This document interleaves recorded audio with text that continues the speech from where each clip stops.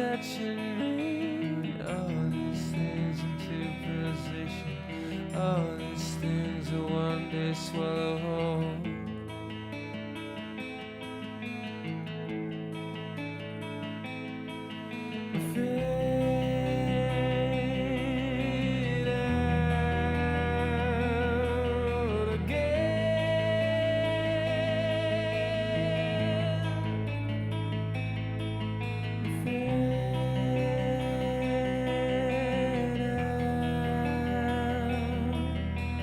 This machine will not communicate these thoughts and the strain I am under.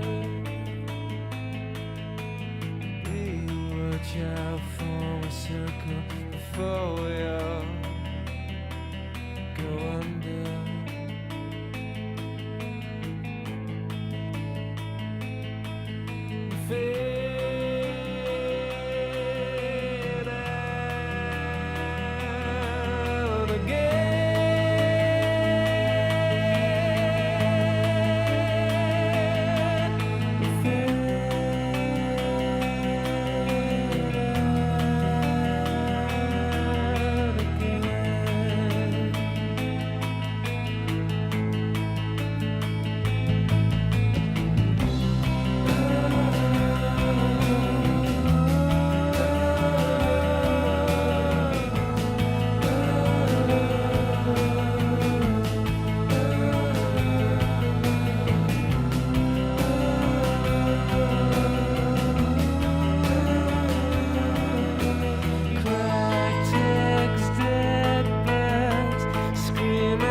Fight for life, I can feel death, can see its beady eyes. All these things into position, all these things will one day swallow.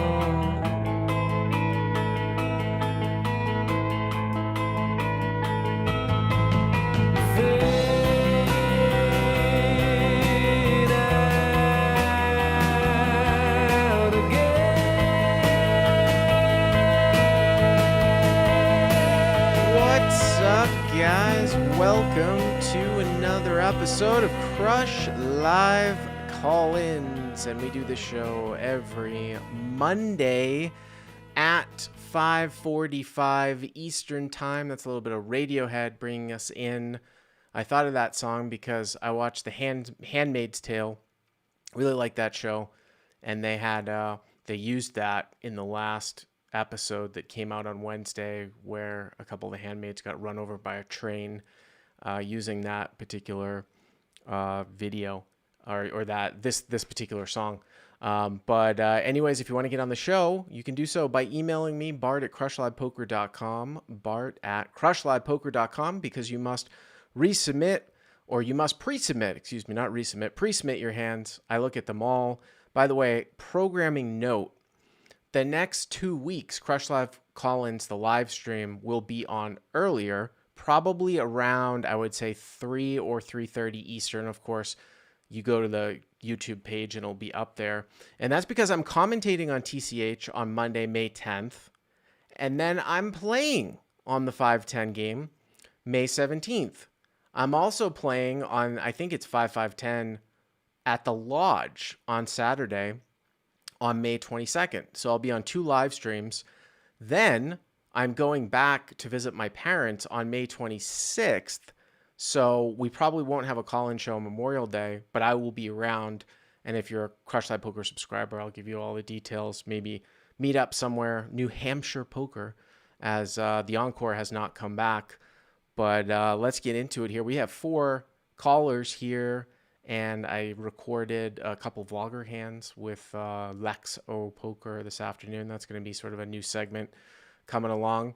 But let's get into it. It's Monday, May 3rd, and we are going to go to Henry here, who is going to be our first caller in the, was it 917? Yeah, Henry in the 917. You are up, sir. Hello. How's it going, Bart? Good. So this was hand played at Magic City Casino in Miami. Okay. Like a few weeks ago. We're 5-5, 2100 effective with the main villain. Okay. Um, I'm in the cutoff with ace 10 of clubs, Okay. and it folds to me. I opened a 20. It was sort of unclear like what the normal opening size was in this game. This game was initially like 2-5, and then a few overs before we decided to shoot it up to 5-5. So I just stuck with what I was doing at 2-5, which was 20. The button then 3-bets me to 55, which also seemed pretty small.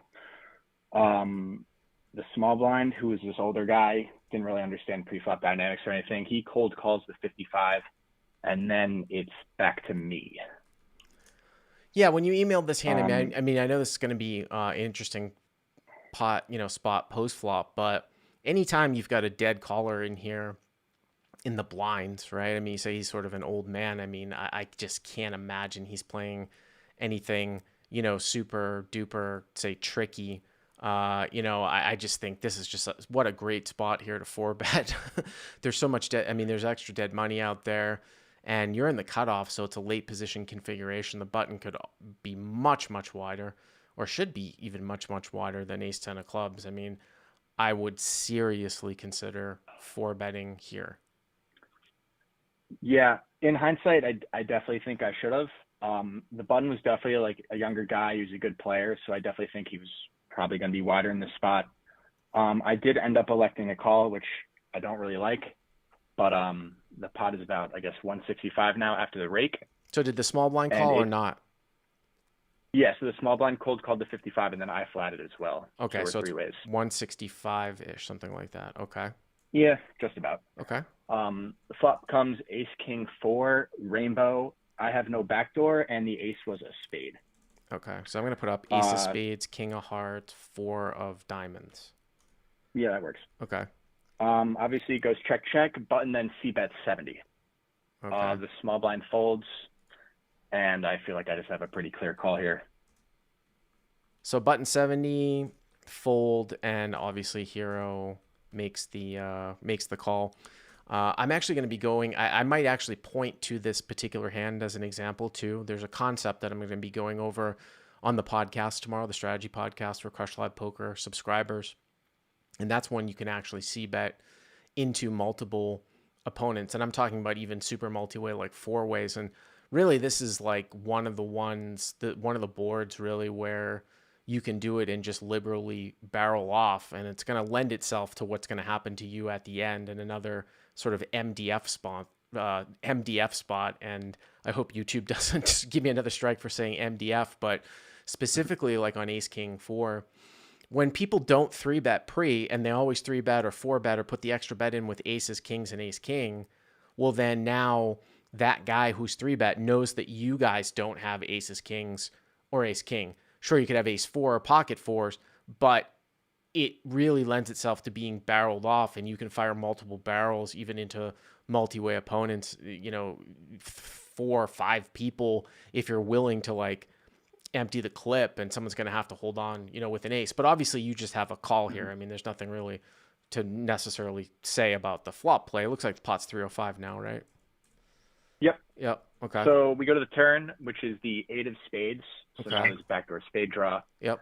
I obviously check again. And now the button bets 250, which was just under a pot size bet. All right. So check, button bets 250. Okay. Yeah, so here, like, I honestly almost contemplated folding for a second after he took this size. Obviously, like, on these ace-king boards, like, he's just going to have, like, huge range advantage on me. And I ended up calling, but I honestly very much considered folding here. Yeah, I don't see how you can possibly fold. I mean, again, when we take a look at minimum defense frequency, it's a little bit wanky, I would say, moving if we were going to look at this before the river, because hands have equity, right? Whereas at the river, they don't. I mean, the equity is basically revealed. But I mean, again, if you're 4-betting always with aces, kings, and ace king here, what are you left to call with? Besides pocket 4s, ace 4, ace 8, I mean, I don't think you're not going to piece off with pocket 8s on the flop. So I just don't know how you could possibly fold now. You said the ace of, for the podcast, ace of spades, king of hearts, 4 of diamonds turns the 8 of spades. So, Broadway flush draws like a queen jack of spades, queen ten of spades.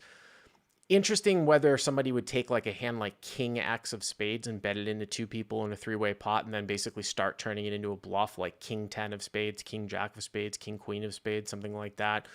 Or he could have like he could have been three betting you off with like a midish suited connect or like 5-6 of spades, which brings in 6-7, which brings in straight draws, which are now, backdoors. There's no way you can fold now, in my opinion. What are you going to call with if you're going to fold ace 10 here on the turn?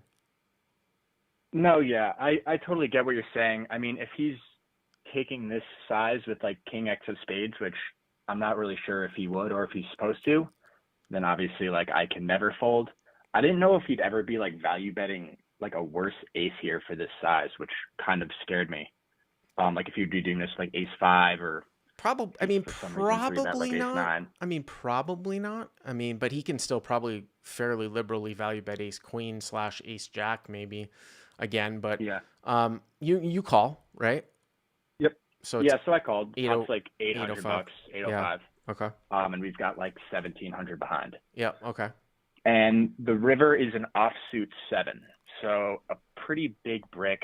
I guess it could bring in like 5-6, but I don't know. Either of us have that. Mm-hmm. I check, Mm-hmm. and then the button takes a couple seconds and then puts out 11 black chips. So $1,100, which was a humongous bet. So here we go. This is exactly what I'm talking about here. So this is going to be, again, you can look at it from pot odds, like you're going to get less than 2-1, but this really would be like an MDF, I think, frequency where, he's betting slightly over the size of the pot. We'll call it pot and a half, even though it isn't, which probably means that he probably needs to be good on a bluff 60% of the time at risking pot and a half. Of course, pot would be 50%, double pot would be 66%. You take the reciprocal of that to figure out your defense. So if he's risking like 60%, it means you have to defend with 40% of the hands that you get here with. Now, is ace 10 in that 40% range? That's the whole thing. What else do you have here? Like we said, you don't have aces, you don't have kings, you don't have ace king. So you could have fours, you could have ace 4, you could have ace 8, you could have ace 7, and then you yourself, I guess, could back into 5. No, you couldn't. You can't back into a straight because you wouldn't call the flop. Yeah, not even. Yeah. So really, you're left with pocket fours, ace 4, ace 8, and ace 7, and then you got to look at the suits of like how many combos of each one there are. There's 2 of ace 4, 3 of ace 8, maybe 2 of ace 7. That's like 8 combos, and then you've got 3 combos of pocket fours, and then I think that you have your weaker aces here too, like ace. If you're not 4-betting ace 5, if ace 6 is a defend, ace 9, ace 3, you probably wouldn't defend ace deuce. So you kind of go down the line and count. Now, I actually looked at this as a quick shortcut like in Solver Plus, and where it has it, and I think it makes sense, is ace queen is a call here. Ace jack was like partials. Ace 10 sort of leaned towards a little bit of a fold, which I was somewhat surprised at because I still would think that ace 10 would still probably be in the 40% range. But I think what this hand, again, indicates, though, is that by not 4-betting, you actually have to defend down lighter. And the question is, and this is where a live exploit could be made, as we are live players, if we think we can get somebody to fold an ace, this could actually be an overbluffed spot if you're not going to defend down necessarily to, ace 10 here in this spot. The other interesting thing going on here too, when they said like ace queen and ace jacks are calls, is that those block some of those Broadway draws. And I think I remember it having like ace 3 actually called more than like ace 10. It wasn't necessarily linearly. It was your hand is going to be the equivalent, right? You have ace 10 versus ace 3. It's the same hand, right? So same hand value. So now you want to unblock the Broadway. So theoretically, you'd actually rather have ace 3 here than ace 10. So I think it's pretty close. I thought it was kind of a call, but then when I was looked at it, if he's structuring correctly, maybe it's not. And I think it has to, some ace 10s are called down, but would somebody be over bluffing in this spot? You know what I mean? Yeah, I definitely think so. Once he takes his size, like he kind of relinquishes himself from having ace jack or ace queen. So I think the value of my ace, like having top pair like ace 10, like you said, like ace 10 is pretty much the same as ace 3 at this point. Obviously I was worried he could have ace king, aces or kings, things like that. But I don't know. Also, you don't want to have a you don't want to have a spade in your hand, as someone said in the live chat, right? Could block some of his. And then, Definitely. Ideally you wouldn't want to have, I think some of the Broadway cards, like a 10 jack or queen, although I think I remember the solver having ace 9 folded almost always, which was somewhat interesting. But I mean, if this is an overbluff spot, you have a call. I think it's really close. If he's some like hotshot Euro with a backpack on a board like this and you didn't 4-bet, I might click the call button for sure. What ended up happening? So I ended up folding, Uh-huh. and he immediately showed queen jack of spades, and he was very proud of it. Yeah, I mean, that's a structured bluff. At least he's not doing it with like 5-3 of hearts or some bullshit like that where you're like, oh shit, Yeah, like, yeah. I really made a huge mistake. I mean, that's certainly one of them, right? I just had one question. Like, Yeah. when he bets 1100 and leaves himself like 6 behind, you would think he would either bet like 4 to 600, like half pot, which would be third of stacks, or just put it all in. I didn't really know what to make of him just putting in $1,100, it just seemed pretty peculiar at the time. But maybe that's just live poker. What, he had like 1,600 back or something, or 1,500 back? Yeah, we had 1,700 back. 1,700 back? 11.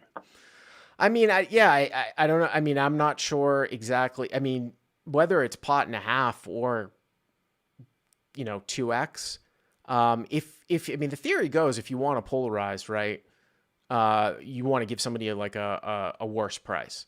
So if pot and a half equals ace king plus, and so does 2x equals ace king plus 2, the theory would go you'd want to take the larger sizing, to have less, obviously, of the bluff catches, but there is something else to be said about that too. If you are structuring correctly and you have strong hands to call down with. The other thing that's also interesting is that if he is taking a sizing that's ace king plus, I didn't use the 2x sizing, I don't think, on the solver, but you wonder if some of these aces up hands start to go away, because that doesn't really matter either if he's representing ace king plus, besides the fact that you just block him having an ace, but you block him having an ace here anyways, right, with ace 10. So yeah, it's interesting. I think it's pretty close. I wouldn't like knock myself up about it, you know what I mean? But I think what you should take away from this hand, though, obviously it's a 4-bet pre, and then this is one of the stronger hands you're going to have, you know what I mean, moving to the end. Yeah, definitely. So I appreciate the call, and I think you actually emailed this hand like a couple weeks. What I told you a couple weeks ago, and then I banked it. Yeah, this was back in early April. Right, and then I banked it. So there you go. But I appreciate the call, and do us a favor, if you like this video, hit that like button, subscribe to the channel, turn notifications on. Again, if you're joining us late, Crush Live call-ins will go on earlier the next couple weeks, probably around 3 to 3:30 Eastern. I'll put it up because I'm commentating on TCH Live on Monday next week, and then I'm playing on TCH Live the following Monday, and then I'm playing on the Lodge live stream on Saturday. So again, if you want to get on the show, email me, Bart at crushlivepoker.com, Bart at crushlivepoker.com. And I believe we're going to go to our next caller here, who is going to be this guy, who I think is Scott. Is this Scott from England? It is. How you going, Bart? Good. How's it going? Yeah, all good, man. All good. Love the show as always. So I just wanted to run this hand, which I think you probably read through the email that I sent across, and trying to see where we get to, really. So is this from Leicester Square or the Vic or something? No. So obviously with everything going on in the world at the moment, particularly in the UK, so casinos don't actually, the actual casinos and poker rooms don't actually open for another couple of weeks now. May the 17th, I think it is. So there's been quite a few private games been happening, definitely. Okay. In fact, many. This is actually from a well-run. It's actually a poker club with the full license and whatnot. I won't say the name, but it's a poker club with a license and stuff. But they've also been just having some poker going on during the lockdown as well. Okay, and this is 2 5-pounds, is that right? No, this is a 5-10 game. 5 10 pounds. 10 pounds. Okay. So pretty big game, right? 5-10 pounds. Big Yeah. game. I mean, look, the casinos you mentioned, particularly, well, the Victoria Casino. Normally, when it's a normal world, yeah, you probably can get 5-10 going there. Sometimes at a push 10-25, but normally it's 5-10. So the bigger games tend to normally be at the sort of more private, not say private, but more of the poker clubs kind of thing, away from the casinos. Okay. So in terms of the hand, so blind 5-10. Mm-hmm. Hero stack is 2,800 in pounds. Okay. And then Hero's under the gun +1, Mm-hmm. makes it 35, holding 10 of hearts, 10 of clubs. 10 of. I'm gonna have to use dollar signs in the in the live stream because I don't have a pound button. All right, 35 with 10 of hearts, 10 of clubs from +1. Okay. Yep. Yeah. And that's always been my opening raise, 35, as it was on the table anyway, to be honest. Okay. Folds all the way through to the cutoff, which is a very aggro villain. They call the 35, and their stack is 2.6, 2.7. Okay. Yeah.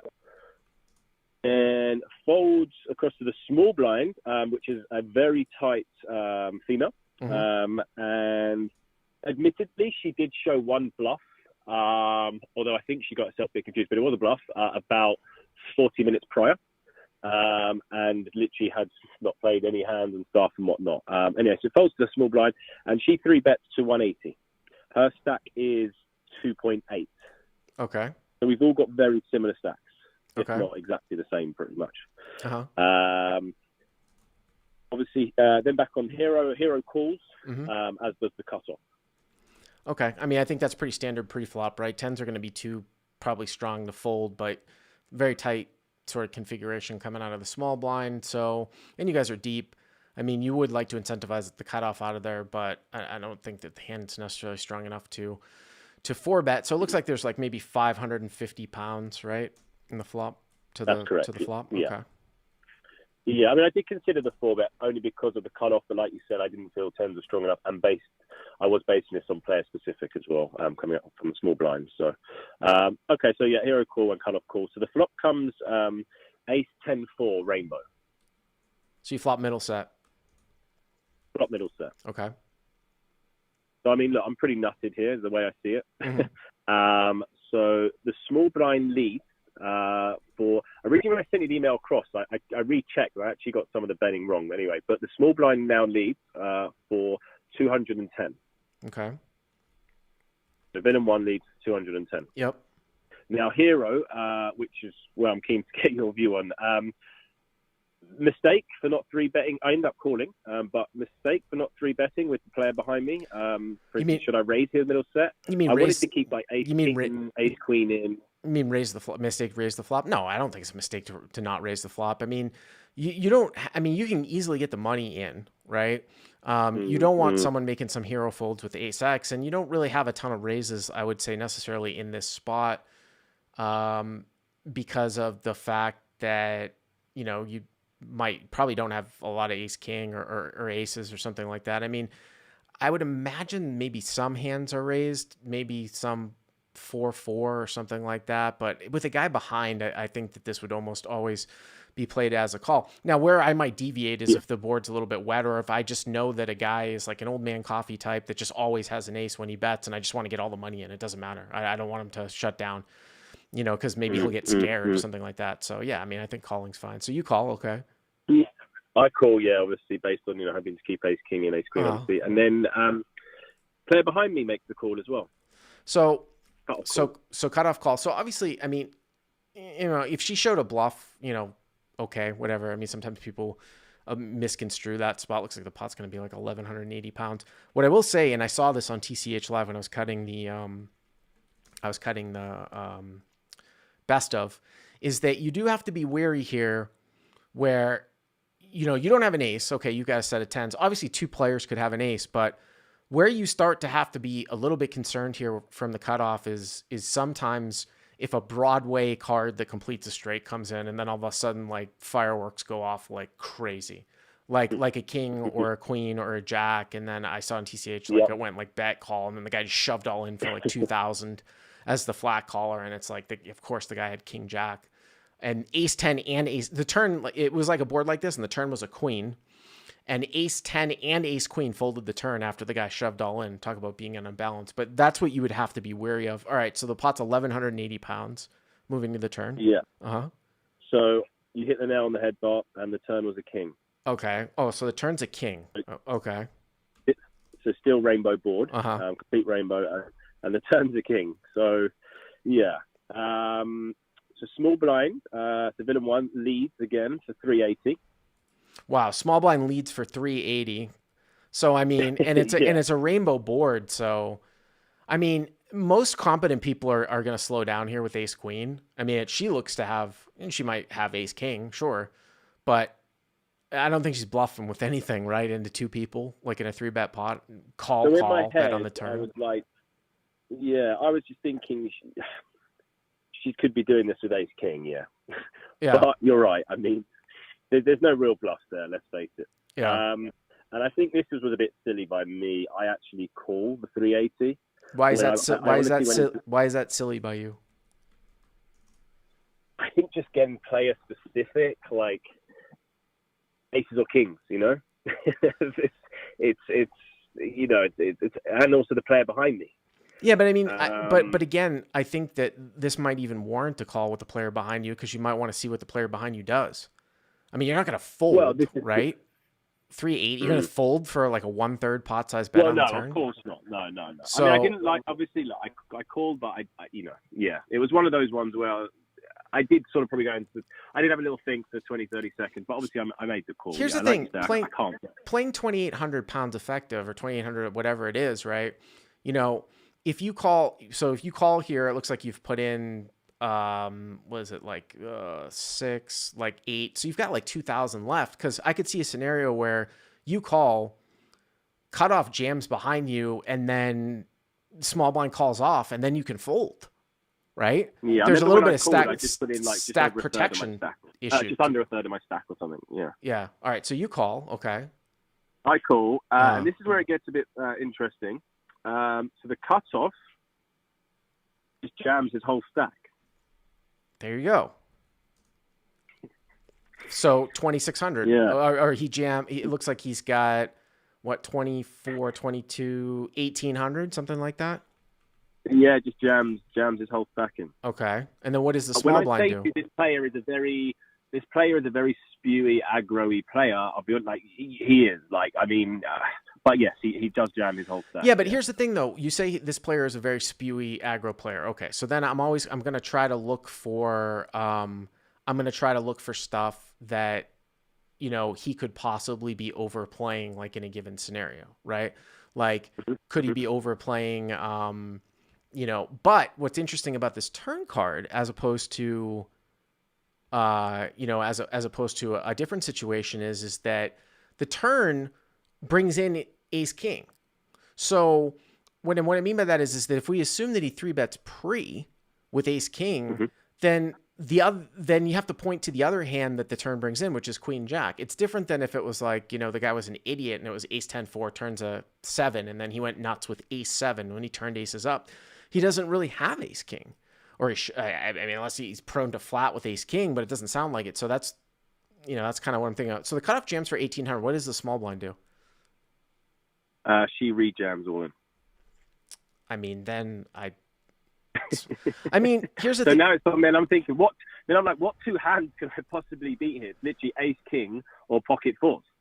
They're the only hands that I could beat in this spot. I mean, if she's any type of player, I don't know if I would even call with ace king in that spot. What would be more interesting here? I agree with you. What would be more interesting here is if the cutoff jammed and then the small blind folded and it got back, you know, it got back around to you, because then the pot would look like it would be like maybe 3,500 and it would be like maybe 1,400 for you to call. So you'd be getting like 2.5 to 1 with 1 to go against some spewy player. But I mean, I think this is almost a trivial fold now. I'm not saying trivial with a set, but so what did you do?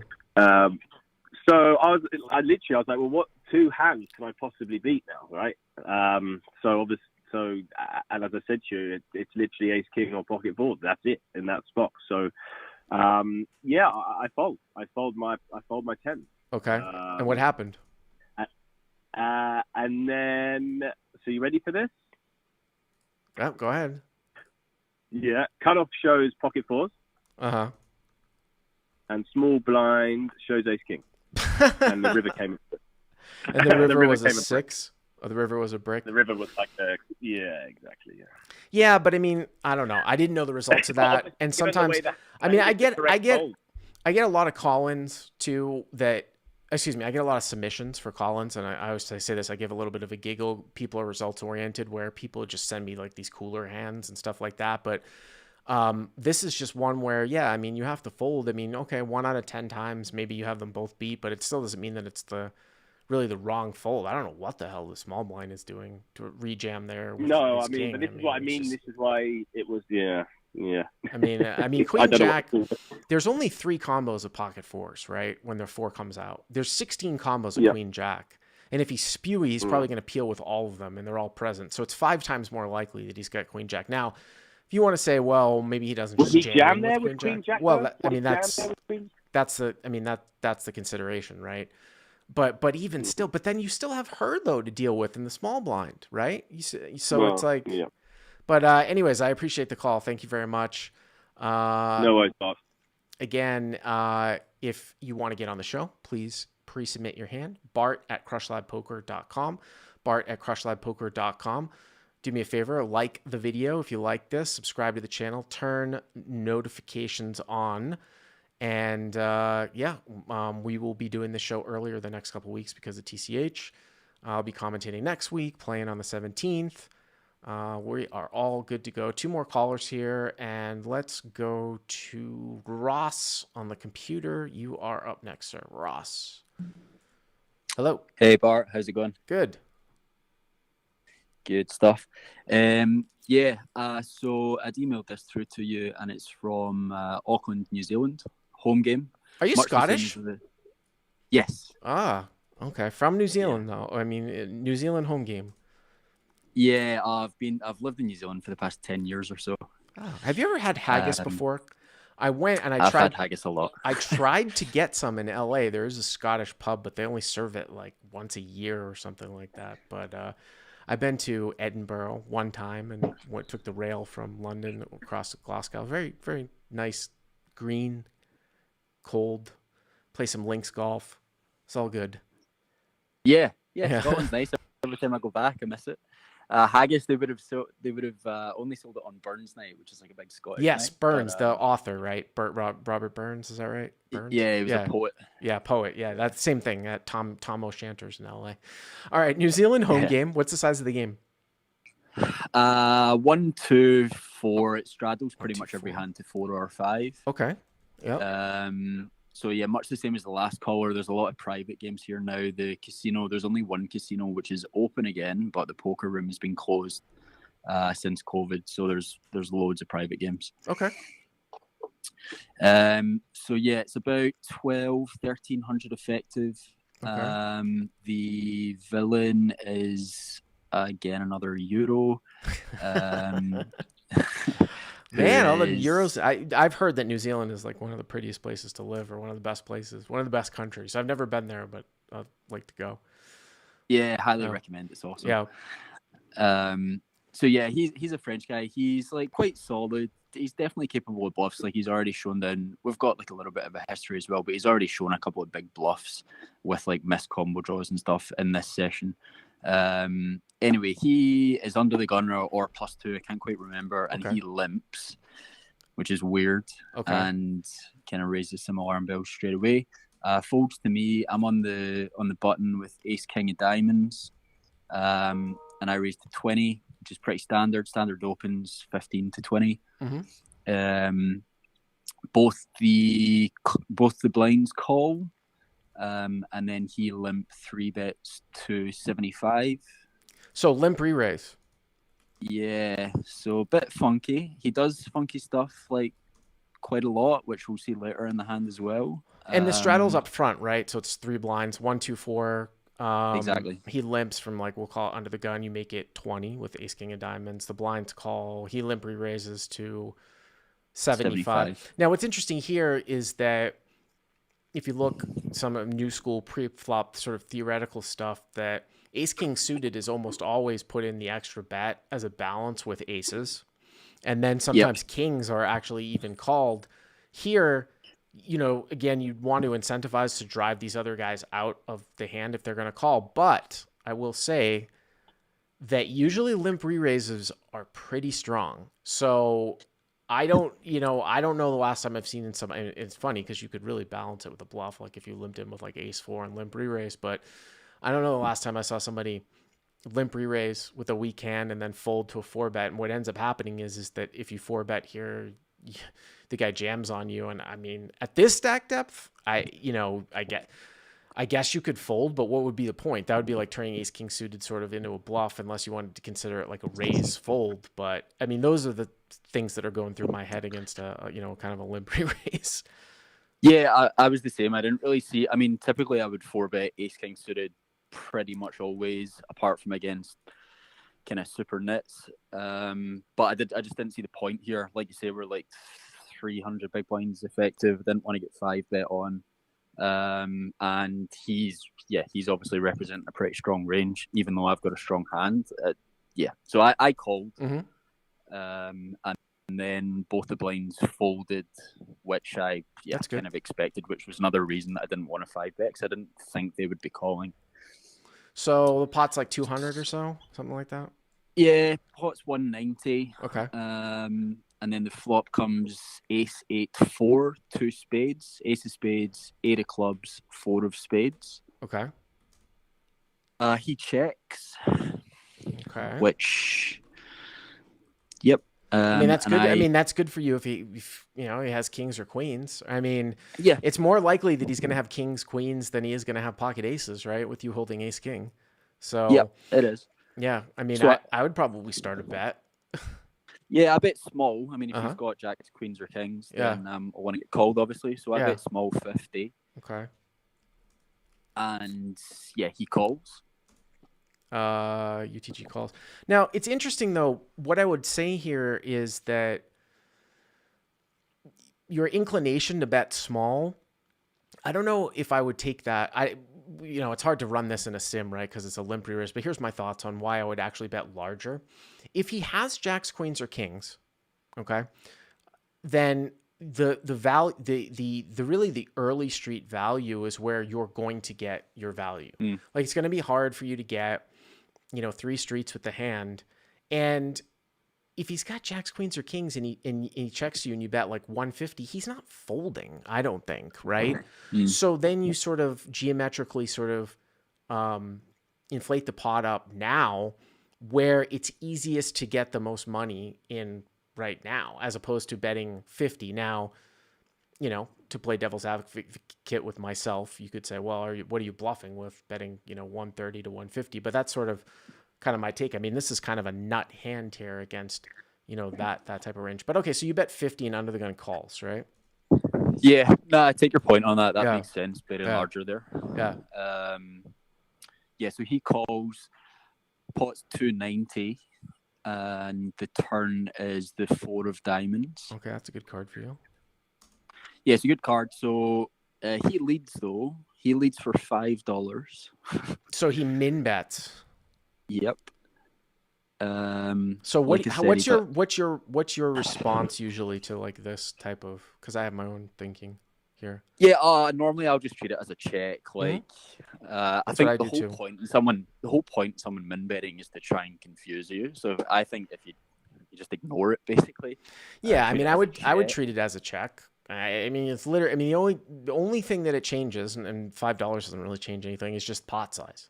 Like if somebody bets 1/10 the size of the pot later on down the line into like a $2,000 pot, I just sort of add it to the pot, but I sort of treat it, as a check. So if the guy had checked, what would you have done on a 4 turn? Yeah, keep betting. Yeah. So that's what I did. So I just bet, or I raised to 135. So you would have bet, which is roughly half pot. So you would have bet like 130 or something like that. By the way, do you see how if you start a bet like at 130 and he calls, now the pot's like 450, and then even if you wanted to go like 200, you can see it just adds more. Like you're actually betting a larger amount as a smaller percentage of the pot. You could even go 130 on flop and then 1/3 on turn, and then put him in a weird spot at the end. So that's why I like that bigger bet sizing. But okay, so you make it 135, which just under half. Yeah, so I make it 135, Uh-huh. and then he 3-bets to 440. That's so odd. now I'm like, yeah, it's such a weird line. I have seen him min bet a couple of times before, kind of in this spot. I've seen him lead on the flop before min bet, and he had, I think, middle set or top set. Yeah. And then I've seen him do it another time, but I didn't see a showdown hand. So he does it. I don't know if he's balancing it or not, because I didn't see the other hands. But what do you lose to though? Well, the value range that he has is so narrow, I think. So he's literally just representing aces, which obviously I block. It just seems really strange to take this line with the one combo. I mean, so there's one combo of pocket aces, and he's going to check call lead for 5. I mean, I guess to induce him in. I mean, there's no point in basically ever raising back. I mean, you just play this across as a call, and then, the pot's going to be like, 1170, I think, according to my math. And it looks like you guys will have what, like 600 or 700 left, something like that. Yeah. I mean, I would just call this all day. I mean, I guess he could have pocket 8s. I mean, is he supposed to have a 4 here? Is he supposed to have a 4 here when when he limp re-raises? No, you can also look at the distribution of the suits too. What are there possible ace-4 suited combinations here? I guess there could be ace-4 of clubs and ace-4 of hearts if we have it up as ace of spades, 8 of clubs, 4 of spades, 4 of diamonds. But sometimes there's only one combo. Again, those are all just full houses, and they just seem odd. Check, call, top and bottom, lead, min on the turn, bet, 3-bet. It's just very strange. I would definitely call. Yeah, so I called. I mean, there's no way I can fold. But yeah, I'm just confused. Yeah. So yeah, then I call. So pots, just under 1200. With about 700 behind. River's a queen of clubs. Okay. And yeah, he jams for 700. Yeah. So again, I mean, nothing really changes on the queen. I don't think he's doing any of this with ace queen. I mean, here's the thing. Like, I would find it hard. Like, so there's a difference between like a live poker situation and then maybe looking at this like in theory, right? I mean, even though you can't really sim this, right? I mean, this is absurd. But I think theory is just easy call. Yeah, that's what I mean. I mean, it's an easy call in theory. When I bring this back to live, though, it's just I don't know if I've seen somebody run a bluff like this. So even if he only has like 8s and he's got, one combo of pocket aces, does he just always have it here? And does the queen change anything here? I mean, the only thing the queen changes is if you were to pull this shit with ace queen somehow, which would be very odd, or on which you lose to, right? You lose to ace queen, and then or some weird ass thing where he thinks he's somewhat protected by the board, where he had a ace X and then was like, oh, the board's paired. But I mean, all that stuff is not going to be relevant with the 3-bet here on the turn. What if the river was a queen and he checked? What would you have done? I think I would have just bet small again. I mean, like I say, if the queen doesn't, I just see the queen as a complete blank. So if I had the best hand on the turn, then I think it's still definitely best have the best hand on the river with the queen. Yeah, I mean, it would be very hard pressed for me not to bet the river here. Yeah, so I'd probably bet a third or I mean, obviously maybe like some other card like a 9 or something like that. But I mean, I don't know. I mean, when I see some, I mean, this might be a player type thing where you just the player better. I mean, if it was total unknowns, I would call. I just can't make that much of a deviation. It's just very, very strange. What ended up happening? I had the same thoughts as you. There's basically there's like 1 or 2 value combos, but then I just couldn't think of a single bluff basically. And I wasn't sure whether I was supposed to fold in that situation. I called and he had aces. Wow. So Yeah, I just the main question I guess was what are you supposed to do if you just can't find any bluffs, but there's only really one value combo. Yeah, but this is an extreme outlier though type of situation where it's just like it can't be that big of a mistake here to call, unless you really have some history in a given situation. I mean, I know some people could make the argument, yeah, but there's just no bluffs. But again, we can think about these hands because they're tough spots, but these sort of neutralish EV hands are not really the ones that are gonna, increase your cut where you're gonna cut your teeth to be a big winner in live poker. It's really the hands where you're getting maximum value. You know what I mean? Sizing correctly, things like that. So, I wouldn't be too hard on myself. I would just take away, hey, I want to bet large. Not that you're going to be in this position again against a limp re-raise. I would just bet larger on the flop to allow me to bet, larger later on. I think that's more important to take away in this particular situation, more so than saying, oh, it's a bad call at the end. So I appreciate the call. Thank you very much. Thanks, Bart. All right. Down to our last caller. Again, if you want to get on the show, email me, bart@crushlivepoker.com. Pre-submit your hand. I read them all. And if you're a Crush Live Poker subscriber, I will personally respond. Some of you guys get a lot of emails on Mondays, Sundays, and Mondays. And what I've tried to do is respond back and say, I read them the following weekend. Usually my day to read all the submissions is on Sunday.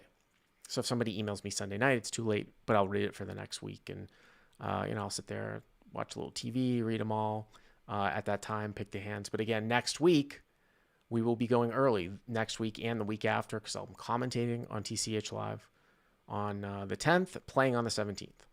So let's go to our last caller here, 206. This is Chris in the Seattle area. Is that right? Yes. I mean, the hand is not in Seattle, though. I moved. But yeah. Okay. Where's the hand played out of? It's in the Borgata in Atlantic City. This is 510. Okay, 510 Borgata. Okay. Okay, so the hand starts off with 510 seven-handed, folds to me in the cutoff, and I open 8 of spades, 8 of diamonds to $30. That was the standard sizing. 8 of spades, 8 of diamonds. How deep are you? 2.5K effective. 2.5K effective seven-handed. Okay. And the button 3 bets to 130. Now, a little brief history. I know this player is a reg or a pro, or probably both rather.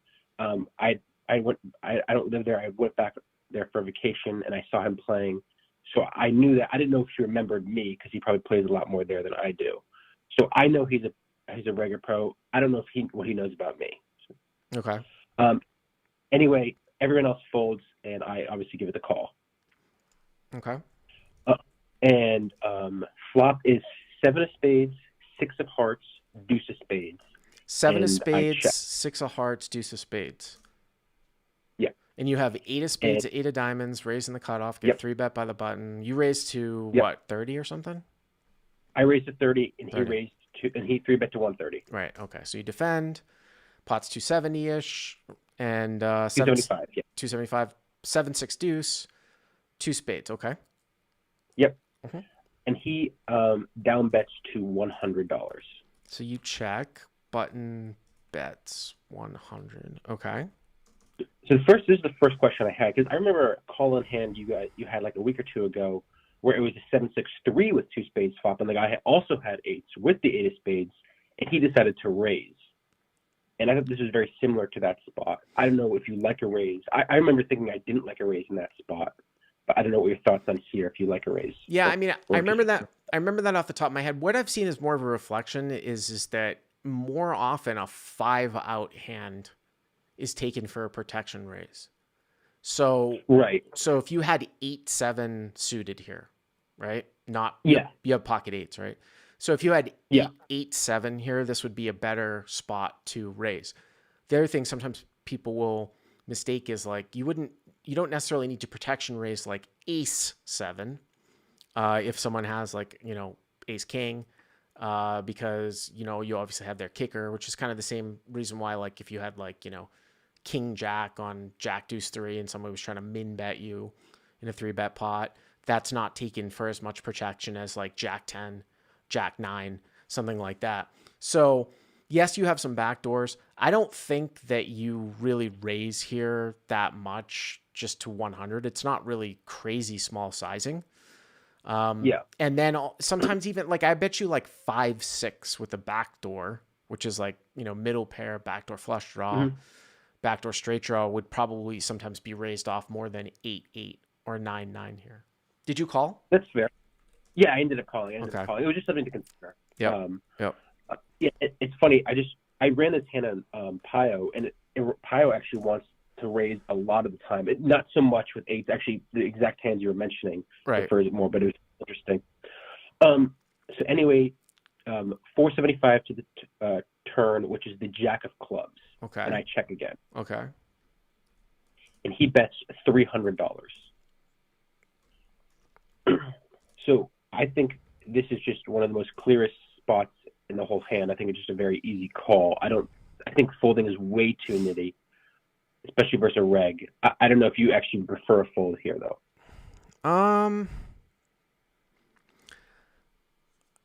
So I mean, it's not really. So it doesn't bring in any type of backdoor. I mean, again, we're thinking about this from a theory perspective in terms of if he's structuring correctly. So it doesn't really bring in any type of backdoor. And it doesn't really connect with the board. So it is a high sort of disconnected blank.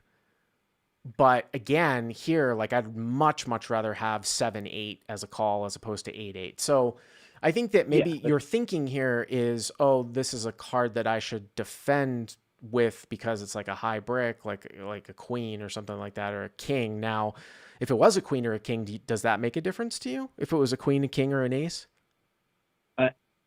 Queen or king, no difference, but an ace does make a lot of difference because I do think he's going to be betting ace queen, ace jack, ace king a lot of the time. Whereas like a jack, queen, and king, he only has like that ace X specific combo.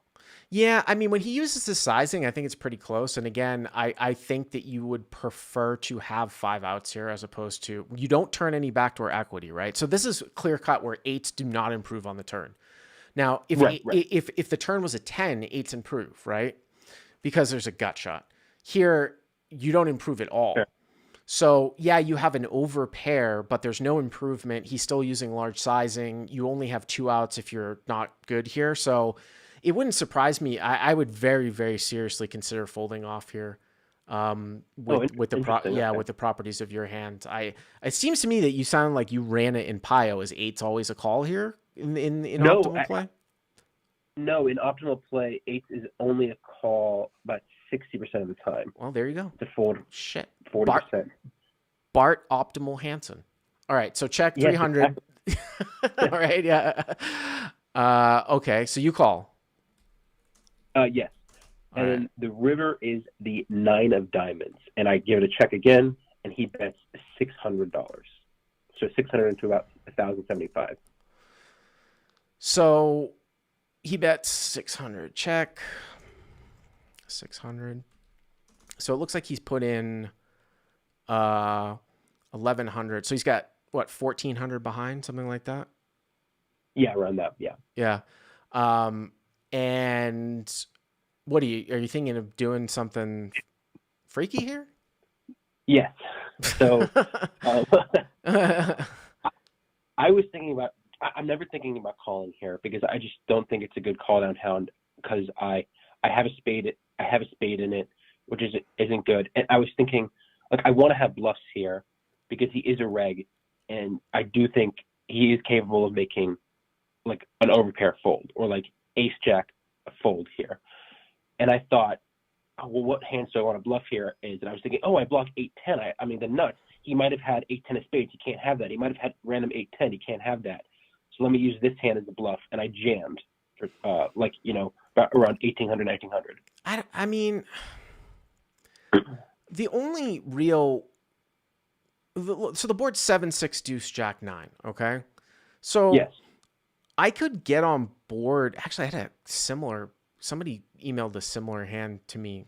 I think they might even had 8-8, It would be a little bit different if the river was a 10, but how? Because 8-9 did, Well, yeah. How are you defending 10-8 suited here? Cutoff versus button. You open to 30. He makes it 1. Are you defending? No, I'm not.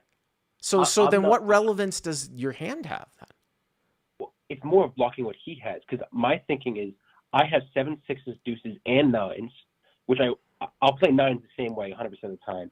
7 6s and deuces probably some percent of the time, and he can't have 8, or he has less combos of 8-10, which I do think he does 3-bet sometimes. So I'm discounting some hands that he can just snap me off with. You know what I mean? Whereas now it's more likely he has an overpair or just a naked jack, and he's put into a shitty spot. So you're saying that because you have 2 8s, he has less combos of 8-10 suited for the nuts. He has 2 instead of 4. Right. I mean, obviously, it wasn't that. I guess you're right. It's not that relevant. But I was just thinking, what bluffs do I want to have here? I couldn't really think of any bluffs to have here. I mean, other than. I mean, what else is out here? I mean, I guess you would want to. I would still almost rather have. I think I'd rather be paired here to block like say you had like 9-8 or 7-8, some sort of hand that blocks him from having a set. I mean, I think a Jack X would probably be too far up for you to turn into a bluff. Right? It's funny you mentioned that, because Pio actually, his favorite bluff was Jack 10 of spades in this spot. To check raise bluff here at the end to 600 into 1,075. Yeah, I thought it was crazy. I thought it makes. I mean, here's the reason why you would bluff Jack 10 of spades, though, right? It makes sense is that you're blocking pocket jacks and you're blocking him from having spades, so that when he does bet at the end, he's more value heavy. But there's very unlikely that he has Jack Jack. 9-9 wouldn't be played this way, so then now he's left with all these sort of marginal one pair type of holdings in this configuration. I mean, that's the thinking of it. I'm surprised though that it wouldn't just be a straight call. And then maybe other Jack 10s without the suit might be called, or because he can have bluff spades. That's how we would work that theory. But I would just fold. Call me a nit. Somebody's calling me a nit in the live chat. No, I mean, wait, do they want to call? I think calling is crazy here. No, I mean, someone were saying that I was a nit, I think, for folding off the turn. But I would I would just fold. I would just fold. I don't think that this one with 8-8 is the best. I mean, I'm not the best at this necessarily off the top of my head. Enough. But I just wouldn't think that it would. I think I would just fold. So you jam, okay. And then, fortunately enough for me, he tanked for 45 seconds and then found the fold. So, I mean, I guess it was right. But after running in Pio, because I thought to myself, wow, this has to be a great played hand. And Pio just did not like the river bluff at all. It never does it with 8s and just only does it with like Jack 10 of spades. Yeah, and so this 8-9 also meaning that he can't have 9-9, although 9-9 wouldn't be played this way. Scott Alford says if you raise river, you're only repping 9-9. And I'd call you here. I'm just reading the chat. I'd call you here with king. No way you don't check raise the turn with the set and you have 0 straights. He should call super light, I imagine, all day. So I mean, that's definitely a fair point, which is why it's probably a bad bluff. So I mean, you also have to think about the way that you would play other early sets here too. Like, are you waiting for the river to check raise? And then also too on the run out, I wonder if like deuce is even check raised at the end to this sizing. It's. I mean, I just know for myself, he does have a point. I probably do check raise a lot of my sets on the turn, but I do flat occasionally, and I would 100% do this with deuce. Like, I think I'd be too much of a nit to flat deuce on the river. So did you ever find out what the button had? No, I never did, unfortunately. Based on the way he tanked, I'm assuming he just had like queen or like ace jack or something. Because I just figured if he had like a semi bluff, he would have just snap folded. I think I'm folding the turn. I think the more I think about it, the more I think I might be folding the turn. So, I mean, that's sort of my take. I appreciate the call, Ross. Thank you very much for submitting. Thank you. Or not Ross, Scott, excuse me. Chris? Chris. Yeah, I'll get it the third time, Chris. Sorry, I'm looking at my chart. Thanks for the call. All good. All right, guys. All right. Super. That's going to wrap it up for us this week on May 3rd. Again, if you want to submit to be on the show, shoot me an email, bart@crushlivepoker.com. Look for the earlier live stream schedule to next week and the week afterwards. We'll probably be starting right around 3 to 3:30 Eastern time. I'll put it up that day in the on the channel so you can see it. And I'll be commentating next week. So check it out. If you want to watch some live cash game action, head over to TCH Live right now for their 5-10 game. I'll stick around a couple minutes in the chat, and we will see you guys next time. Bye-bye. All these things are one day swallow whole.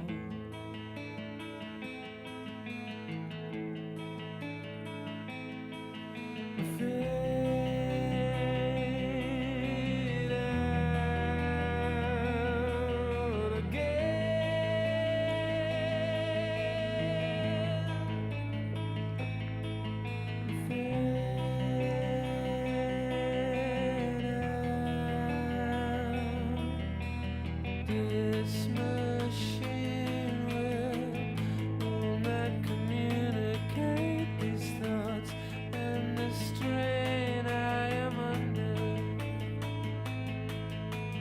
We watch out, form a circle before we all go under.